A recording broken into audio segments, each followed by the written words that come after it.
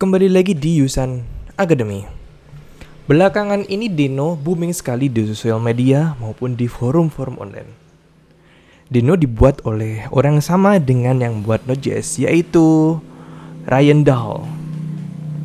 Deno merupakan runtime untuk JavaScript dan TypeScript yang menggunakan V8 engine dan dibuat dengan Rust.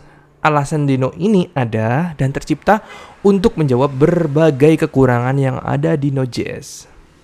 Nah, video di Yusan Academy mengajak kamu untuk lebih mengenal Deno dengan mengetahui beberapa poin-poin penting yang harus kita ketahui tentang Deno ini. Sumbernya dari homepage Deno di https Denoland. Nomor 1 dan 2 yaitu secure by default dan support untuk import modul by URL. Nah, kita bahas untuk yang secure by default ini. Ini maksudnya Deno memberikan kebebasan untuk running, membatasi maupun menjalankan permissionnya. Permission apa yang dimaksud? Ini bisa dibaca di manual Deno-nya, masuk ke bagian getting started lalu permission. Ada kasus sebagai berikut. Sebagai contoh, saya ingin aplikasi Deno ini hanya diberikan akses untuk read write untuk file dengan /etc passwd yang biasanya berisi user dan data lainnya di Linux maupun Mac. Dan saya ingin tidak memberikan akses ke path lainnya. Nah, gampangnya, jadi ketika run, kita menjalankan command ini, Deno spasi run, spasi allow read jika ingin hanya read saja. Dan kita baca di bawahnya, ini ada allow read optionnya sama dengan path targetnya. Baru spasi file runnernya. Bukan cuma akses seperti ini saja yang saya maksud. Ada permission untuk allow environment, kemudian allow hrtem, network, plugin, dan lain sebagainya. Bahkan kita juga bisa set allow semua permission di sini. Nah, ini yang belum ada di Node.js. Coba kita run saja langsung untuk sample permission di Deno. Untuk runnya, Deno spasi run, spasi URL-nya. Di sini ini kita copy dan paste. Dan Deno args ini bisa diisi dengan spasi. Setelah spasi, kita masukkan misal path yang ingin dibaca adalah etc passwd, ini berisi list user dan data lainnya. Tapi jika kita enter, ada pesan error yaitu permission denied. Nah, ini kenapa Deno disebut secure by default. Karena secara default kita tidak memberikan akses untuk membaca file ini. Untuk itu ketika run, diperlukan opsi tambahan yaitu run spasi opsinya allow read sama dengan /etc passwd. Karena kita akan membaca file ini, baru kita masukkan runnernya, filenya ini, dan spasi argumennya yaitu etc passwd. Jika kita enter, maka kita bisa membaca file etc passwd berkat permission dari Deno tadi. Dan masih banyak lagi permission yang bisa kalian utak-atik di Deno ini. Poin ketiga, yaitu Deno sudah support TypeScript out of the box. Berbeda jika menggunakan Node.js, kita memerlukan transpiler untuk agar bisa membaca TS dan konversi ke JS juga. Nah, di sini secara default kan Deno merupakan runtime untuk JS dan TS. Seharusnya dia langsung bisa menjalankan TS tanpa transpiler tambahan. Langsung saja kita berikan sampel membuat file dengan nama apa ya? TS saja.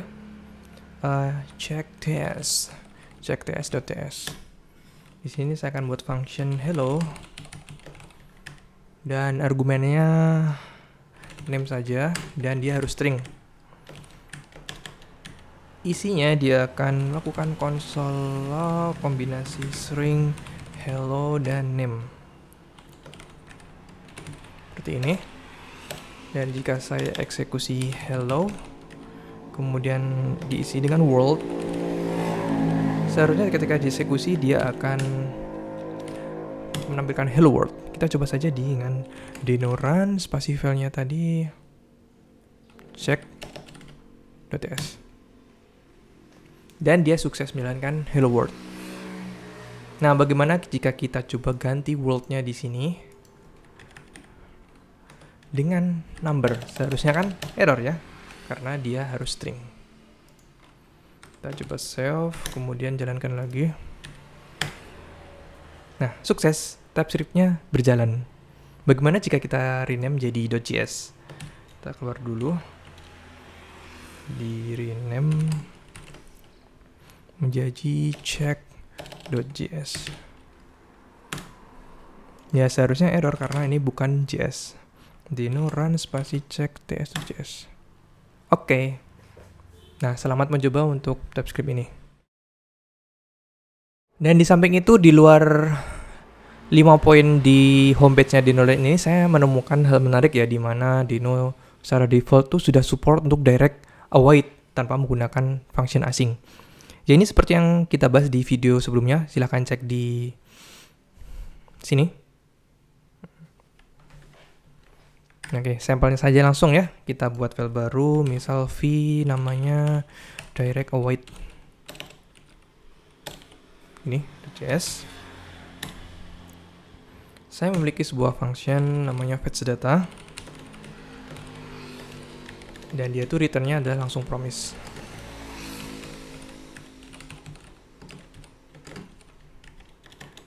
Anggap saja resolve-nya tuh ini aja.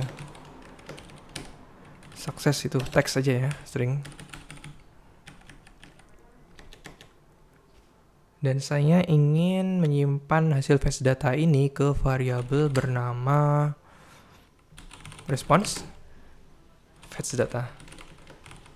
Nah, jika seperti ini kan seharusnya kita bisa memanggil dengan dan seperti ini, atau dibungkus menggunakan async function seperti di video yang tadi saya share.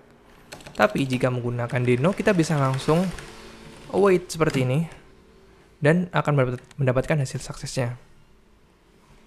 Untuk membuktikannya, kita konsol saja di bawahnya, console log respon dan responnya. Wait, self, dan coba eksekusi. Dino filenya tadi direct await.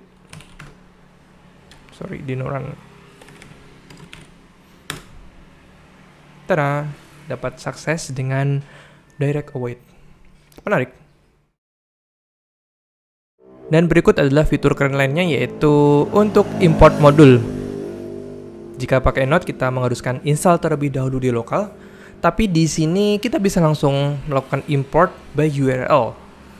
Sebagai contoh, di sini saya sudah ada sampel untuk modulnya, yaitu API. Ini digunakan untuk request API untuk Dino Apps. Dan untuk menggunakannya gampang sekali. Jika kita baca di readme-nya, kita tinggal import dan langsung dari URL-nya. Nah, langsung saja kita coba praktekkan. Kita copy dulu untuk path-nya. Dan buat file baru bernama sample API-rec. Kita import API. Dan from-nya itu dari URL tadi. Sisanya tinggal kita pakai menggunakan console saja ya, biar langsung tampil. Await. Nah, kita akan ngambil dari endpoint ini, ada API gratis. Seharusnya dia juga akan menampilkan objek seperti ini. Oke, semua sudah beres. Tinggal kita save dan coba eksekusi. Namanya tadi sample API-rec.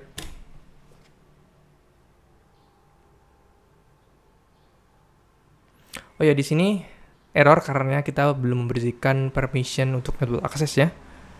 Ya, tinggal kita utak-atik di bagian optionnya. Run spasi allow net. Tinggal kita jalankan lagi. Dan beres. Ini adalah hasilnya. Cukup import dari URL, maka tinggal dipakai, beres deh. Poin berikutnya, Dino secara default memiliki build utilities. Yang dibahas di homepage ini ada dua ya. Pertama, Dino Info dan Dino FMT alias Demo Formatter. Untuk Dino Info sendiri itu sama dengan dependency inspector ya. Jadi agar kita mengetahui suatu dependensi itu import apa saja, dari mana saja, dan ketika di save di lokal tuh tersimpan di mana. Nah, di sini saya ada sampel dependensi yang akan kita lakukan inspect. yaitu file server ini. Nah, pertama kita copy dulu path-nya dan jalankan deno info di CLI terdekat. Deno info spasi targetnya dan kita enter.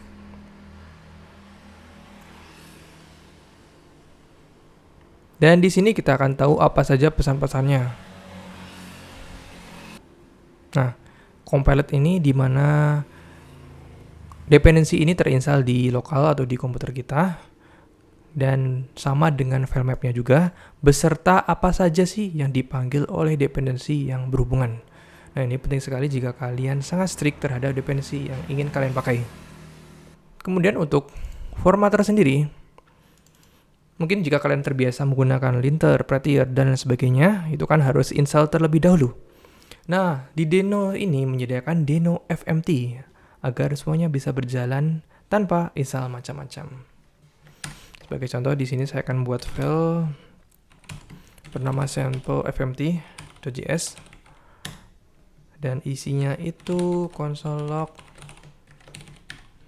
hello tanpa titik koma ya.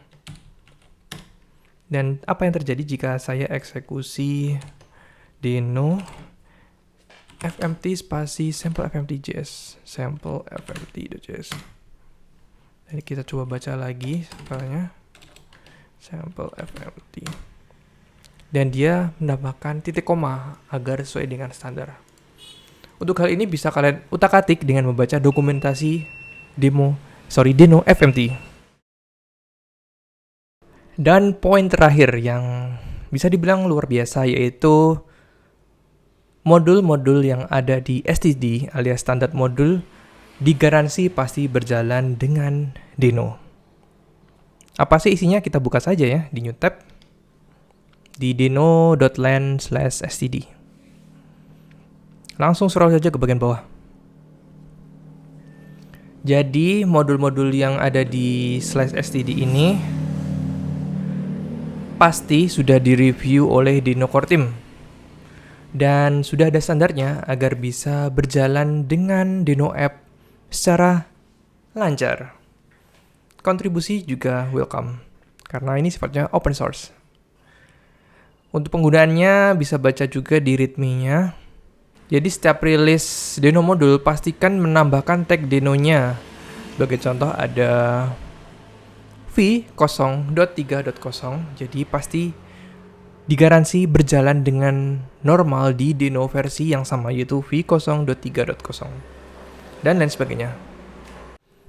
Nah, cukup itu saja 5 poin utama yang ingin saya bahas tentang Deno ini yang bisa kalian baca juga di homepage-nya https://deno.land. Terima kasih atas perhatiannya dan sampai jumpa di video Yusan Academy berikutnya.